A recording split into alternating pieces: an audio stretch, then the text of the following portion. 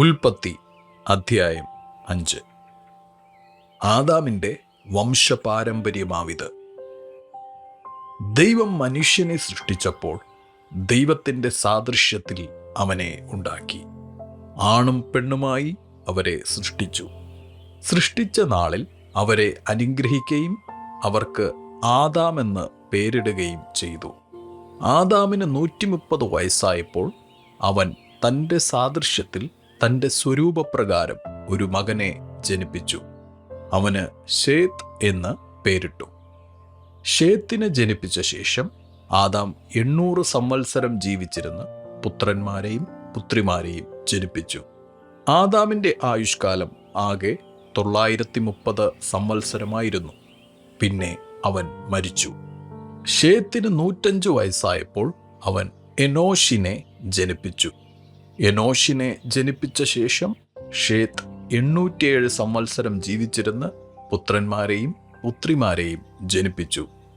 ഷേത്തിൻ്റെ ആയുഷ്കാലം ആകെ 912 സംവത്സരമായിരുന്നു. പിന്നെ അവൻ മരിച്ചു.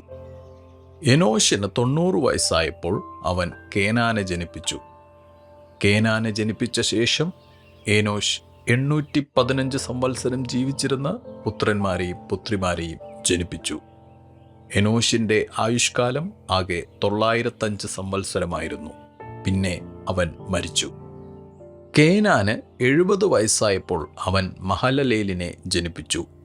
മഹലലേലിനെ ജനിപ്പിച്ച ശേഷം കേനാൻ 840 സംവത്സരം ജീവിച്ചിരുന്ന പുത്രന്മാരെയും പുത്രിമാരെയും ജനിപ്പിച്ചു. കേനാൻ്റെ ആയുഷ്കാലം ആകെ 910 സംവത്സരമായിരുന്നു. പിന്നെ അവൻ മരിച്ചു. മഹലലേലിന് 65 വയസ്സായപ്പോൾ അവൻ യാരെദിനെ ജനിപ്പിച്ചു. യാരെദിനെ ജനിപ്പിച്ച ശേഷം മഹലലേൽ 830 സംവത്സരം ജീവിച്ചിരുന്ന് പുത്രന്മാരെയും പുത്രിമാരെയും ജനിപ്പിച്ചു.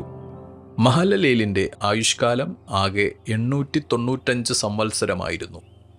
പിന്നെ അവൻ മരിച്ചു. യാരെദിന് 162 വയസ്സായപ്പോൾ അവൻ ഹാനോക്കിനെ ജനിപ്പിച്ചു. ഹാനോക്കിനെ ജനിപ്പിച്ച ശേഷം യാരെദ് 800 സംവത്സരം ജീവിച്ചിരുന്ന പുത്രന്മാരെയും പുത്രിമാരെയും ജനിപ്പിച്ചു. യാരെദിൻ്റെ ആയുഷ്കാലം ആകെ 962 സംവത്സരമായിരുന്നു. പിന്നെ അവൻ മരിച്ചു. ഹാനോക്കിന് 65 വയസ്സായപ്പോൾ അവൻ മെഥൂശലഹിനെ ജനിപ്പിച്ചു. മെഥൂശലഹിനെ ജനിപ്പിച്ച ശേഷം ഹാനോക്ക് 300 സംവത്സരം ദൈവത്തോടു കൂടെ നടക്കുകയും പുത്രന്മാരെയും പുത്രിമാരെയും ജനിപ്പിക്കുകയും ചെയ്തു. ഹാനോക്കിൻ്റെ ആയുഷ്കാലം ആകെ 365 സംവത്സരമായിരുന്നു. ഹാനോക്ക് ദൈവത്തോടു കൂടെ നടന്നു. ദൈവം അവനെ എടുത്തുകൊണ്ടതിനാൽ കാണാതെയായി. മെഥൂശലഹിന് 187 വയസ്സായപ്പോൾ അവൻ ലാമേക്കിനെ ജനിപ്പിച്ചു. ലാമേക്കിനെ ജനിപ്പിച്ച ശേഷം മെഥൂശലഹ് 782 സംവത്സരം ജീവിച്ചിരുന്ന പുത്രന്മാരെയും പുത്രിമാരെയും ജനിപ്പിച്ചു. മെഥൂശലഹിൻ്റെ ആയുഷ്കാലം ആകെ 969 സംവത്സരമായിരുന്നു. പിന്നെ അവൻ മരിച്ചു. ലാമേക്കിന് 182 വയസ്സായപ്പോൾ അവൻ ഒരു മകനെ ജനിപ്പിച്ചു.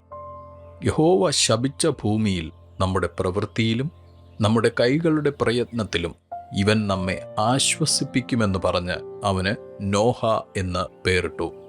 നോഹയെ ജനിപ്പിച്ച ശേഷം ലാമേക്ക് 595 സംവത്സരം ജീവിച്ചിരുന്ന് പുത്രന്മാരെയും പുത്രിമാരെയും ജനിപ്പിച്ചു. ലാമേക്കിൻ്റെ ആയുഷ്കാലം ആകെ 777 സംവത്സരമായിരുന്നു. പിന്നെ അവൻ മരിച്ചു. നോഹയ്ക്ക് 500 വയസ്സായ ശേഷം നോഹ ഷേമിനെയും ഹാമിനെയും യാഫത്തിനെയും ജനിപ്പിച്ചു.